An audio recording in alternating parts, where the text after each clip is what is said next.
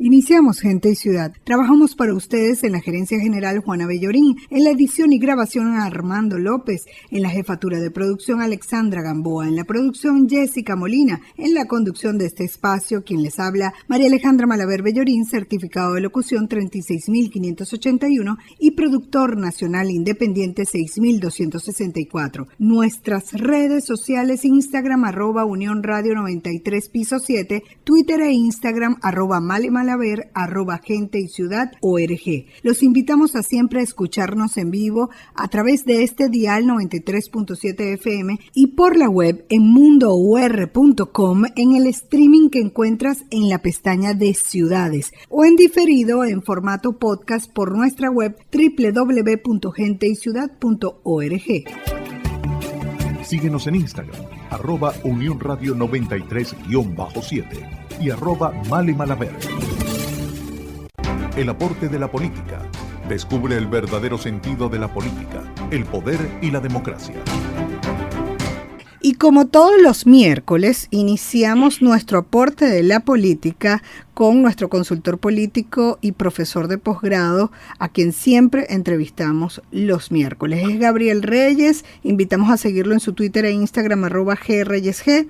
La semana pasada tuvo un inconveniente, pero nos sigue el tema pendiente y yo lo había puesto al inicio del programa como una intriga. O sea, no me meto en ese rollo, Gabriel, pero tú dices que el último apague la luz. ¿De qué estamos hablando? Obviamente de política, pero cuéntanos. Bienvenido. Hola María Alejandra, te saludo a ti y a todos los que a esta hora seguramente están en la playa disfrutando de un día especial, un asueto bien merecido. Y bueno, y de alguna manera tal vez no quieren oír lo que yo voy a decir. Te cuento que en esta época hay más audiencia porque tenemos mucha visita en esta zona.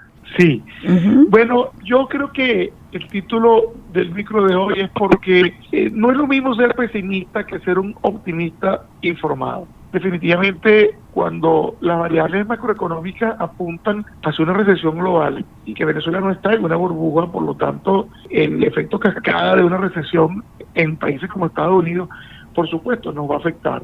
Pero más allá de esto, incurso en un torbellino de sanciones, de temas con la producción petrolera, de problemas internos de orden en las cuentas y de tantos otros problemas que han generado una crisis estructural.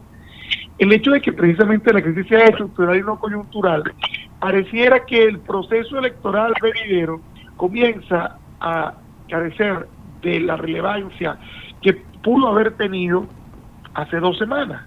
Uh-huh. Si hacemos una revisión de la agenda política, y esa fue la promesa mía en el último programa hace 15 días, sí, y hacemos un análisis cuantitativo, ya no hay periódicos como antes donde uno medía los titulares por centímetros cuadrados, pero uno lo hace sobre la saliencia en los portales, en los principales portales. Las noticias políticas del país no son las elecciones. La noticia política del país, todo lo que está pasando, el operativo que el gobierno lleva contra la corrupción, lo que ha desencadenado este operativo a lo largo y ancho del territorio nacional, los involucrados, los factores, el modus operandi, las opiniones de tirios y troyanos. Pero las elecciones ya empieza a ser un tema subalterno de una agenda política que tiene la inminencia de la elección de un candidato de primaria que en un país polarizado, dicotomizado, donde solamente hay oficialismo y oposición, las elecciones primarias deberían ser el gran evento, sobre todo si esa mayoría aplastante de personas que quieren un cambio son consideradas oposición. Pero sin embargo, eso no existe. Todavía hay una diatriba alrededor del reglamento, si es con CNE, si no es con CNE, si es con el voto del exterior, si no es con el voto del exterior, si es el voto del exterior, ¿cómo lo vamos a hacer? Candidatos que dijeron, si es con CNE, yo no me lanzo. Entonces, ya empieza a fracturarse el espíritu de la convocatoria y, por supuesto, deja de ser vinculante el hecho de que la primaria, por su naturaleza aglutinadora, parecería al principio ser la que indicaba quién sería el rival de Maduro. Yo estoy casi seguro que va a ser Maduro el candidato, sobre todo cuando no vislumbró otro que asome su nombre en el tapete. Entonces, ¿quién puede ser el candidato contra Maduro? Yo les puedo asegurar hoy, miércoles santo, que va a ser más de uno. Porque en la medida que se alargue la definición de las reglas de las primarias, en esa medida la inconformidad con las reglas que se aprueben va a generar candidaturas al margen de la primaria. Y por supuesto, esa candidatura al margen de la primaria lo que va a generar un efecto de división en el voto opositor, porque ya por la economía del voto no va a estar el voto opositor en una sola opción. Eso, por supuesto, va a generar un tema de debilitamiento de la opción de cambio político, y por supuesto todas estas opciones de debilitamiento lo que hacen es reforzar la candidatura del oficialismo.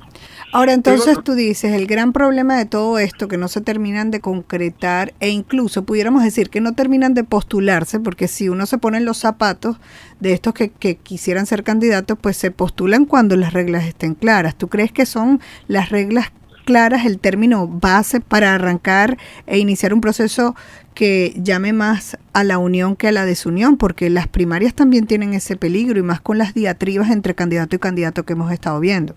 Es que al final, María Alejandra, yo creo que no hace falta ser un analista político, que por cierto Venezuela tiene como 21 millones de analistas políticos, para todo el mundo opina, que la oposición está compuesta por candidatos que han sido verticales durante 22 años, que creo que solo hay una, y candidatos que han tratado de entender que sobre el aprendizaje de los errores cometidos debe haber una perspectiva de candidatura de emergencia que solucione los problemas del país. Pero ya de por sí podemos decir que los 31 candidatos que me dieron la otra vez que ya van, los 31 candidatos de oposición se dividen en tres grandes grupos: los del establishment, los emergentes y la que nunca cambió su discurso.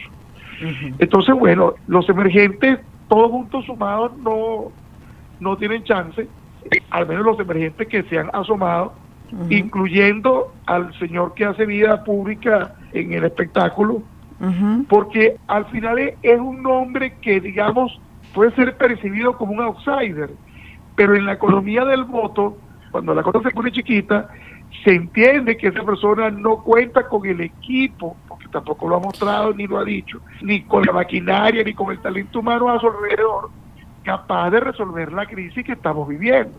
Entonces, al final... Inclusive la maquinaria necesaria para ganar unas primarias, ¿no? Claro, tú necesitas testigos en todas las mesas. O sea, hay muchos temas que no están siendo considerados. Entonces, puede ser que el candidato entusiasme, y el entusiasmo es necesario, pero no es suficiente. Entonces, lo que yo pienso es que todo lo que está sucediendo ahora apunta a unas elecciones del 2024, si se celebran como está planteado, con un candidato oficialista y al menos 3 que dicen que son de oposición.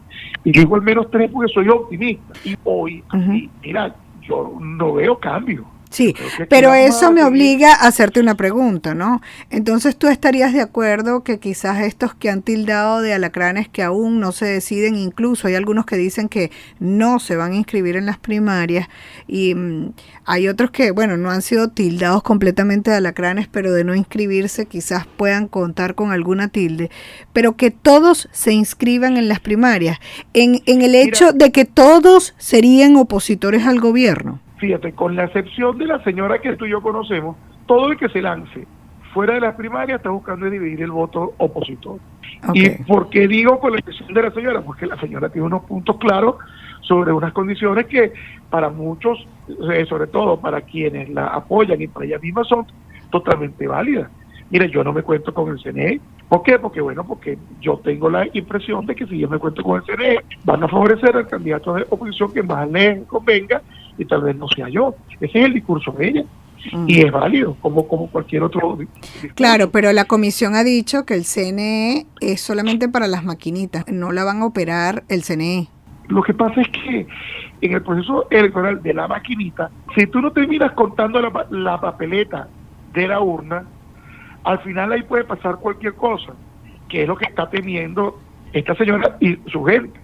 Y te digo, eso eso entra en el racional político de quien tiene viendo tantos años tantas cosas.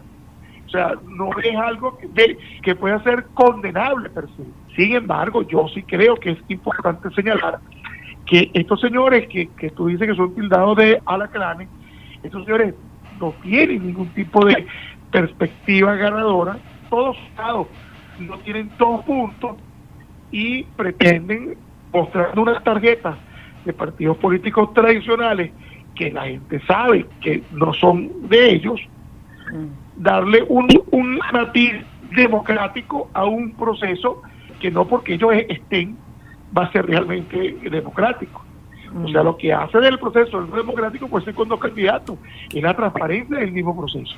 Y son las condiciones que los países que están en el proceso de negociación como mediadores están tratando de conseguir esas condiciones de transparencia que faciliten y permitan que el proceso sea un proceso, digamos, realmente democrático. Y son las mismas condiciones que el vocero del oficialismo ha dicho, bueno, para que yo te garantice esto, quítame las sanciones. Sí. O sea, todas. Por eso te digo que el último apague la luz. Eso era lo que te iba a pedir que concluyeras. Entonces no le ves salidas, que el último apague la luz en esto. Esto es un juego que está muy enredado, sí, donde todo parece indicar inclusive que lo que en cualquier otro país del mundo hubiera sido una crisis de gobernabilidad, un hecho de corrupción de la magnitud que se han encontrado y tal, desde la perspectiva de la opinión pública puede ser visto como algo favorable para el gobierno. Claro. Porque es el gobierno quien ha asumido la persecución jurídica o la judicialización de los involucrados, y esto de alguna forma, en los primeros estudios de opinión que yo he visto, en los tracking polls que se ha hecho entre opositores y gobierno, ha gustado. Entonces, dime tú si la agenda política de la principal noticia es esta y no perjudica al oficialismo, y la oposición todavía está atomizada y fragmentada y no se vislumbra que se unifique, mi querida amiga, que el último apague la luz. Bueno, hablemos de prender la luz en las próximas semanas, ¿no te parece? De ver cómo hacemos desde el punto de vista de la experticia, de la profesión, y eso es lo que a mí me encanta, de tener siempre un aporte de la política y expertos en estos momentos, de que más allá del problema, pues es posible construir una solución. Lo malo es que a veces no escuchan a los consultores, pero vamos a seguir conversando de esto, ¿no te parece, Gabriel?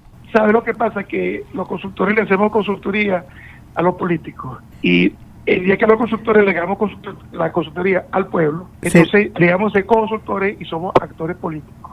Qué importante sería si los consultores pudiéramos crear instituciones políticas no partidistas para formar al pueblo. Centro de fomento de la democracia, de educación de democracia. Sí. Yo creo, Padre Alejandro, que incluso tú tienes un proyecto sobre eso hay que apoyarlo, sí, y eso hay que llevarlo a las últimas instancias, porque los consultores técnicamente lo que estamos tratando de llevar un mensaje que garantice de una manera adecuada que bueno, que existen valores que se han perdido, que se deben recuperar, y existe una conciencia política que el país no puede dejarle en manos a lo que considera que son los políticos. Exacto. Porque al final políticos somos todos y no podemos sentir asco por eso. Exacto. Si la ciudadanía se activa y como tiene que ser, pues aquí la cosa cambia. Muchísimo. El ejercicio de nuestros derechos, Mariana, es la ciudadanía. Así es. Gracias a Gabriel Reyes, consultor político y profesor de posgrado. Te hice cerrar como queríamos. Volviste a prender la luz. Gracias por siempre estar con nosotros los miércoles. Nos escuchamos nuevamente el próximo miércoles. Sigan a Gabriel Reyes en sus redes sociales, Twitter e Instagram, @greyesg. Gracias, Gabriel. Gracias, Mariana. Síguenos en Instagram, @Unión Radio 93-7 y @Male Malaver. Despedimos Gente y Ciudad. Trabajamos para ustedes en la gerencia general Juana Bellorín, en la edición y grabación Armando López, en la jefatura de producción Alexandra Gamboa, en la producción Jessica Molina y en la conducción María Alejandra Malaver Bellorín, certificado de locución 36.581 y de productor nacional independiente 6.264. No olvides, la meta, convertirnos en los ciudadanos que el planeta necesita a partir de nuestra acción individual. La estrategia, dar siempre lo mejor de nosotros.